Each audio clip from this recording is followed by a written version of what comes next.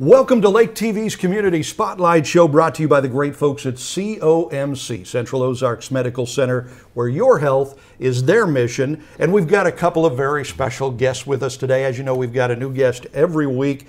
One of the oldest families in the lake and one of the biggest families as far as what the family has done for the community. The Foster family joins us. It's Chris and Dr. Dan Foster. Thank you guys for coming by and joining us. Appreciate it very much. Sure. Thank you for having us. So you guys have been, your family history here is just amazingly storied. The family first came here in the early 1800s, I guess, and you don't even really know how that happened, right? How they got here. Yeah, he would know more than I would on that.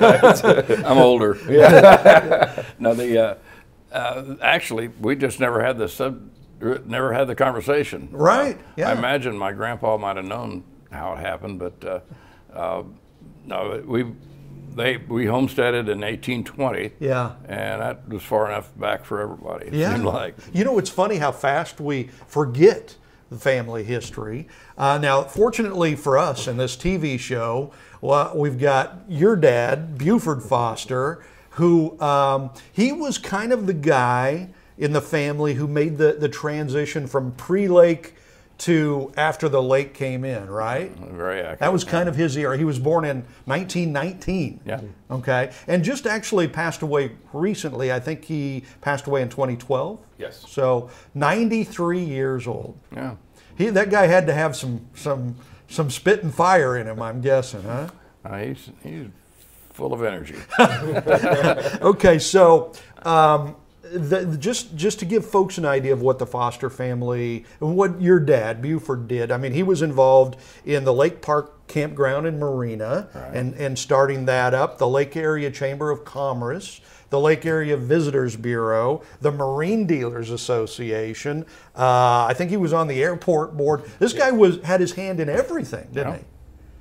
So what was it like? You're growing up, your dad, Buford, he's this powerhouse. Was it kind of fun to be a part of? What was that like? Well, I never looked at him as a powerhouse because I was amongst it all the time. Yeah. And frankly, it took me a long time to understand all the good things that he was doing that seemed to me like what you should do anyhow. Yeah. But Dad was in on all the things that you talk about. Mm-hmm. By the way, the organization, the Lake of the Ozarks Association, was kind of a conglomeration. All those different ones that you meant, that was all into one. That was one, and they kind of split off into their own as the area grew. They called it the Lake Association back then, and they did a lot of legwork. You know, they went to the conventions in the big municipalities and pitched the lake. Yeah. And at that point in time, you could buy any lot on the lake for $100 a front foot, and $100 was huge money back then. Yeah.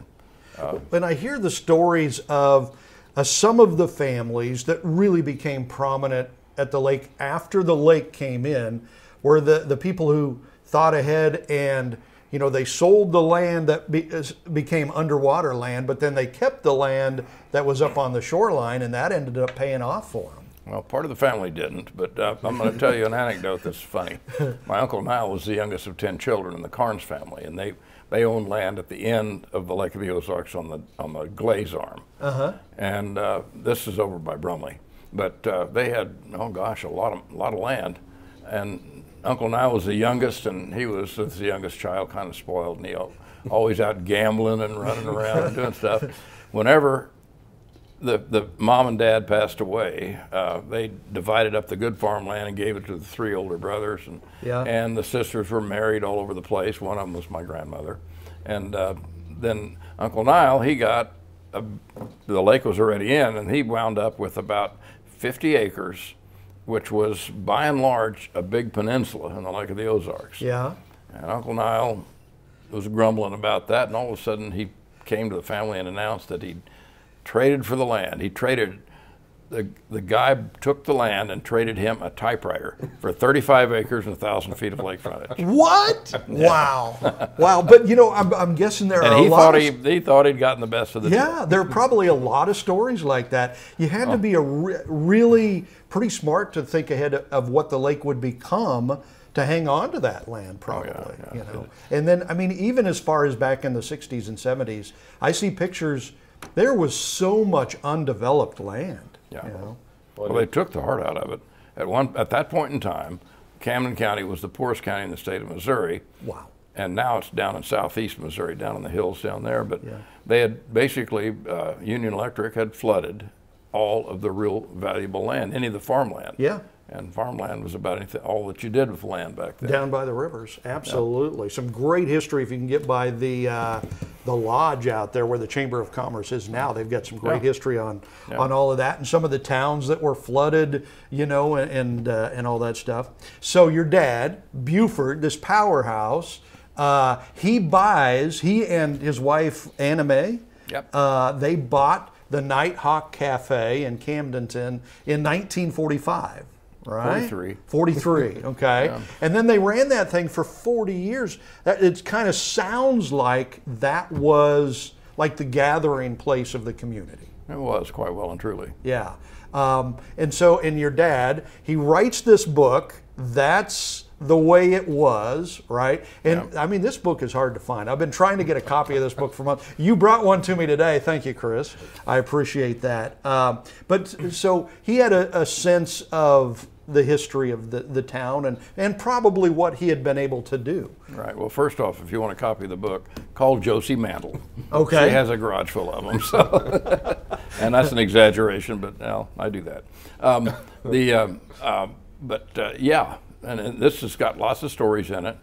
One thing I will counsel the readers is Dad had a motto. He said, "Never let the truth get in the way of a good story." Okay, there you go. So he has embellished it a little bit. Oh gosh, you got to love Buford already, don't you? Oh yeah. Okay, so we're getting to know about the Foster family. This is Chris Foster and Dr. Dan Foster, and there is just so much family history. I just love history, so this is so much fun for me. So we're going to take a break. We'll be back with Chris and Dr. Dan right after this. At COMC, your health is our mission. Central Ozarks Medical Center is growing in our community with a new dental location to serve you in Eldon and a new location in Laurie opening in spring of 2022. COMC also makes your children a priority with a mobile dental unit serving schools in rural areas where access can be a challenge. COMC also offers OBGYN, sports medicine, pediatric, and behavioral health care. Get more info at centralozarks.org. COMC, where your health is our mission. If it's happening at the lake, it's happening on Lake TV. From the polar plunge to festivals, parades, aquapalooza, and boat shows, Lake TV has it all. Even the granddaddy of them all, the shootouts. If you're looking for places to party, things to do, or even a new home to move into, you've gotta love Lake TV. What is COMC? A health center where everyone has access to high-quality, affordable medical, dental, and behavioral health care, regardless of insurance or ability to pay. Offering primary care, preventative, chronic, pediatrics, and OBGYN. COMC even offers comprehensive dental and same-day emergency care. A health center that focuses on every aspect of your health. Everything your family needs to stay healthy. At COMC, your health is our mission. Welcome back to Lake TV's Community Spotlight Show, brought to you by the great folks at COMC, Central Ozarks Medical Center, where your health is their mission. We're talking with the Foster family, Chris Foster and Dr. Dan Foster. Just such a great family legacy here in the lake area, even from before the lake was here in the early 1800s. And we left off talking about your dad, Buford, who really he bridged the lake, pre-lake and the lake era. He bought the Nighthawk, but you were saying he wrote this book, and you said he really liked to embellish things, right? He really liked to he was a promoter, wasn't he? Well, apple didn't fall far from the tree either, so, but yeah. So he and Anna Mae, so they buy the Nighthawk in 1943. Were they a pretty good team? Did they do everything together, or was Buford a loner? How did they work? Mom and Dad did about everything over there. Mom did not cook, you know, and as a matter of fact, when she got home, she didn't cook either. Oh, we had all this, you know, the specials usually are our evening dinners was what's left over from the lunch special. Yeah, you know? yeah, And absolutely. That's where it was. We ate very well, you know, but the tray with our supper came across the highway over to our house. So your house was just across the street from the Nighthawk. And 2 doors away. I'll be darned. Right. Well, and you were telling me, this is unbelievable, that you grew up in what is now the Camden County Courthouse. Is that right? Not in it. Not in it. I could look out my bedroom and see who was in jail. Okay. Oh, yeah. Well, that must have been fun. Well, not always. Yeah. Sometimes. So yeah, he grew up where the new courthouse is. Okay. And as an anecdotal item, I see what you mean. yeah. So, but I took my driver's license test in the house he grew up in because they were using it as an office before they tore it down. That is just so amazing. I mean, the changes you've seen over the years, and you, but especially the changes you've seen over the years are quite astounding, aren't they? Now there were 3 houses there. One was the Banks and Woolery Funeral Home, which was the undertaker in town. Right. And then our house, and then the next house, Clint Webb was a high-profile personality back in the 30s and 40s. Yeah. But those 3 houses actually were jacked up and moved from Old Lynn Creek. Really? Yeah. From before it was underwater. Inundated. Yeah, all that's left of Old Lynn Creek when they started flooding the lake, and still there is the concrete foundations. I'll be darned. You know, and a lot of people don't realize it, but there was no Camdenton until the lake. Correct. Right? They kind of created the town of Camdenton after they filled the lake. It was selected as a central point. Yeah, and that's how they did it. I'll be darned. And your dad was a huge, huge part of Camdenton and the whole lake area becoming what it was. So he built the Nighthawk Tavern Cafe into an empire. I mean, he expanded it to, there was a banquet hall there. I think there was a bowling alley, there was a gift shop, and he liked to say it was like $1 billion complex or something, right? That's where it started. Yeah. But yeah, he bought the Nighthawk was a tavern, bought it from Jack Stotler, who was one of the old sheriffs down there. Yeah. But then after that, he built next door to it. He built what they call the club room. And the club room became the gift shop. Yeah. And then below the gift shop in the basement, a few years later, he built the rodeo room, which about 1955 or something, 54, 55. And he built the rodeo room down there, and that was the one. You see the pictures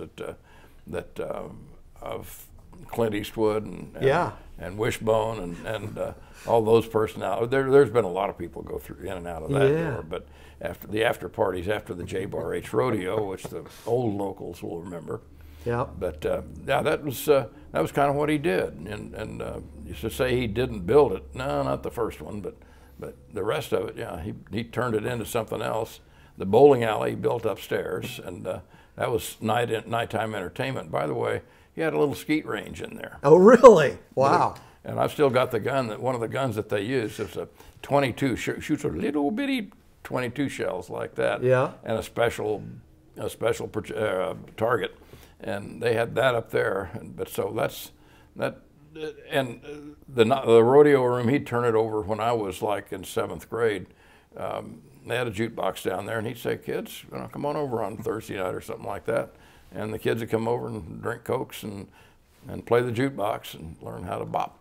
Oh, wow. Wow. This is just amazing. So it is Chris Foster, Dr. Dan Foster, the Foster family legacy at the lake, and it's huge and it's rich and it's varied. So we're going to do a series of shows with these guys to talk about the family history and just you talking about those stories, and the pictures that you've given us to show people are so rich and so amazing, and we cannot forget about that history. So if you guys are willing, we'll do several shows talking about your family history, and if you're watching this show, then be looking for more to come in the future on the Foster family, and we'll try to get to the bottom of all this wonderful history. Thank you guys so much for joining us. Appreciate it. Thank you. All right. And thank you for joining us for Lake TV's Community Spotlight Show. Again, we'll have more shows coming up with Chris and Dr. Dan, so be watching for those right here on Lake TV.